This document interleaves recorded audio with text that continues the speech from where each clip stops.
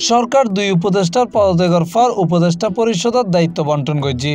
Gazette প্রকাশের মাধ্যমে দুই উপদেষ্টার হাতে তাহা ৩ মন্ত্রণালয়ের দায়িত্ব নতুনভাবে বন্টন করা হয়ে সদ্য পদত্যাগ করা মাহফুজ আলমের দায়িত্ব তথ্য ও সম্প্রচার মন্ত্রণালয়ে পাইয়ে সৈয়দা রিজওয়ানা হাসান। স্থানীয় সরকার, পল্লী উন্নয়ন ও সমবায় মন্ত্রণালয় তার পরিবর্তে যুব ও ক্রীড়া মন্ত্রণালয়ের দায়িত্ব পাইয়ে অধ্যাপক আসিফ নজরুল। সরকার দুই উপদেষ্টার পদত্যাগের পর উপদেষ্টা পরিষদের দায়িত্ব বন্টন করছে।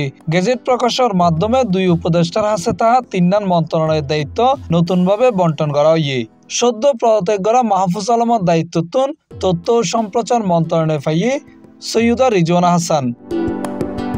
এছাড়া স্থানীয় সরকার মন্ত্রণালয়ের দায়িত্ব নতুনভাবে দেওয়া হয় উপদেষ্টা আদিলুর রহমানের।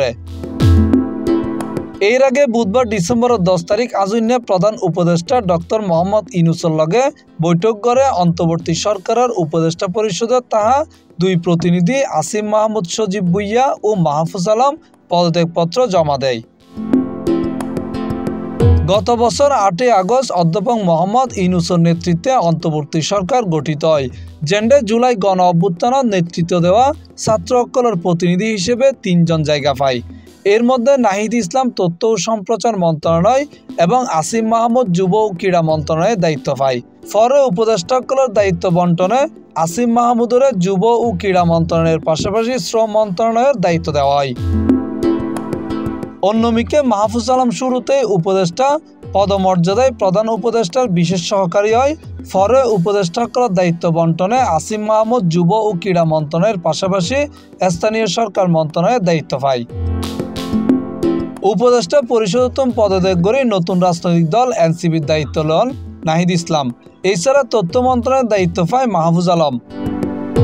তফসিল ঘোষণার সম্ভাবনার সময় ঘোষণার পরতুন স্থানীয় সরকার মন্ত্রণালয়ের উপদেষ্টা আসিম মাহমুদ ও তথ্য ও সম্প্রচার উপদেষ্টা মাহফুজ আলম শীঘ্রই পদত্যাগের ঘোষণা দিব এই আলোচনা চলিল।